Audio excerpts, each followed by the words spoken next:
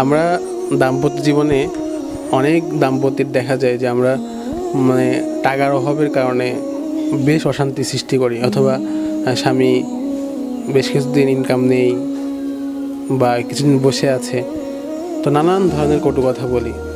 এখানে বাদ থাকে না পিতামাতা, স্ত্রী, সন্তান। কিন্তু আমাদের এটা বিশ্বাস রাখতে হবে যে রিজিকের মালিক আল্লাহ তাআলা।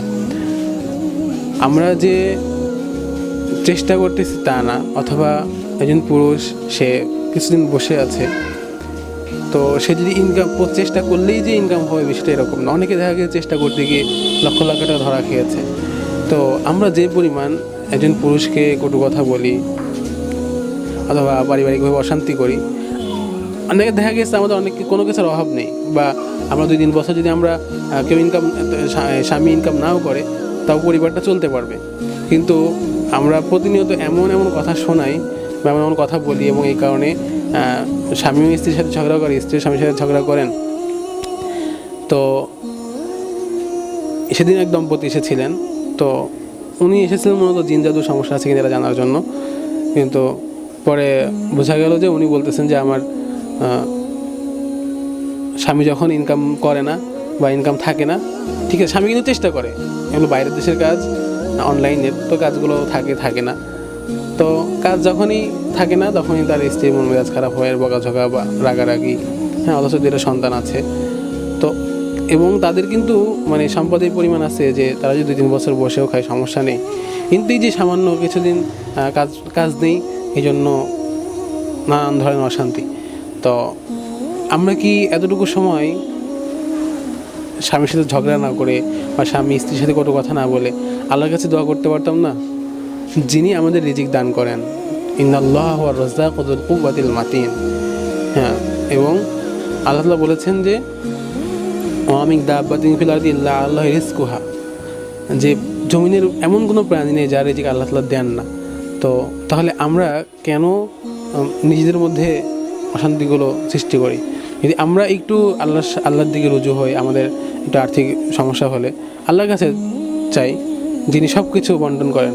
এবং আল্লাহ তাআলা কোরআনে আরেকটা আয়াতে বলেছেন আল্লাহ বাসতাল্লাহু রিজকা লিইবাদিহি লাবাগাউ ফিল আরদ, যদি আল্লাহ তাআলা কোনো বান্দার রিজিক অনেক বাড়ায় দেন, হতে পারে লাবাগাউ ফিল আরদ, যে বান্দা এই রিজিকের মাধ্যমে, সম্পদের মাধ্যমে বা যেই রিজিক আল্লাহ তাআলা দিচ্ছেন না, এই রিজিক যদি দিতেন, এই রিজিক নিয়ে হয়তো সে জমির বিশৃঙ্খলা সৃষ্টি করতো, লাবাগাউ ফিল আরদি।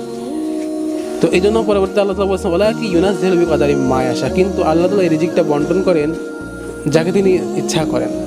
তো আমাদের মনে রাখতে হবে যে আমাদের সব কিছুর মধ্যে আল্লাহ তাআলা কল্যাণ রাখছেন।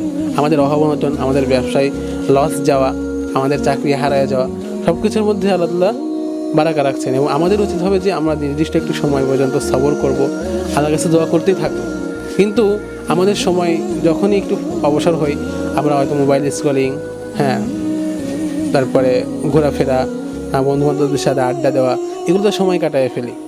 আমাদের যে পরীক্ষার সময়, আল্লাহ তাআলার পক্ষ থেকে যে পরীক্ষার সময়, এই সময়গুলোতে পরীক্ষা তো আমরা উত্তীর্ণ হতেই পারি না, বরং আল্লাহ তাআলার সাথে নাফরমানি করি, কখনো কুফর এবং শিরিকের মধ্যে আমরা ডুবে যাই। তো ওই দাম্পত্যকে আমি আরেকটি উদাহরণ দিয়েছিলাম। ধরেন একটি তরকারি আপনি রান্না করবেন, রান্না করতে আপনার তেল, হলুদ, মরিচ, মাছ, আলু, তরকারি অনেক কিছু লাগবে। কিন্তু আপনি যদি মনে করেন শুধু তেল দিয়েই তরকারি রান্না হয়, বা তেল ছাড়া কেন রান্না হবে না, যদি এরকম মনে করেন, তাহলে ঠিক এরকম হবে যে শুধু তেলই আমার লাগবে।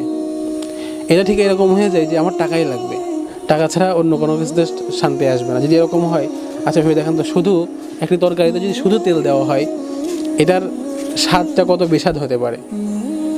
ঠিক তেমনইভাবে আমাদের সাংসারিক জীবনে শুধু টাকার অভাবটা বা যে কোনো একটি অভাব, সন্তান না থাকার অভাব বা কোনো একটা কিছুর অভাব, তো একটি বা দুটি জিনিসের অভাবের কারণে আমরা সাংসারিক জীবনকে বরবাদ করে দেবো না। আর একটা সমস্যা, সেটা হচ্ছে আমরা তুলনা করা, যে অমুক এরকম। এটা আমরা ছেলেরাও মেয়েদের ক্ষেত্রে করে থাকি, আবার মেয়েরা ছেলেদের ক্ষেত্রে করে থাকি। তো যে অমুকের এই আছে, তমুকের সে আছে, অমুকের এই গুণ আছে, তোমার তো এই গুণ নাই, হ্যাঁ, তোমার থেকে কি পাইলাম, কি হইলো না হইলো। আসলে দেখুন, আমরা যখনই দুজনের দৃষ্টিতে তাকাবো একজন আরেকজনের দিকে, তখন দেখবেন যে দুজনের মধ্যেই দুর্বলতা আছে, এবং সংসারটা কিন্তু দুজনেরই। তো ভুল ত্রুটি নিজেদের মধ্যে ক্ষমা করে দিয়ে, যত সম্ভব নিজেদের কথা তৃতীয় পক্ষ কাউকে না বলে দিয়ে আমরা নিজেদের মধ্যে সমাধান করার চেষ্টা করব, এবং শেষ সাথে আল্লাহর কাছে দোয়া করে নফল ইবাদত, কোরআন তেলাওয়াত, জিকির আজকারের মাধ্যমে আমরা আমাদের দাম্পত্য জীবনে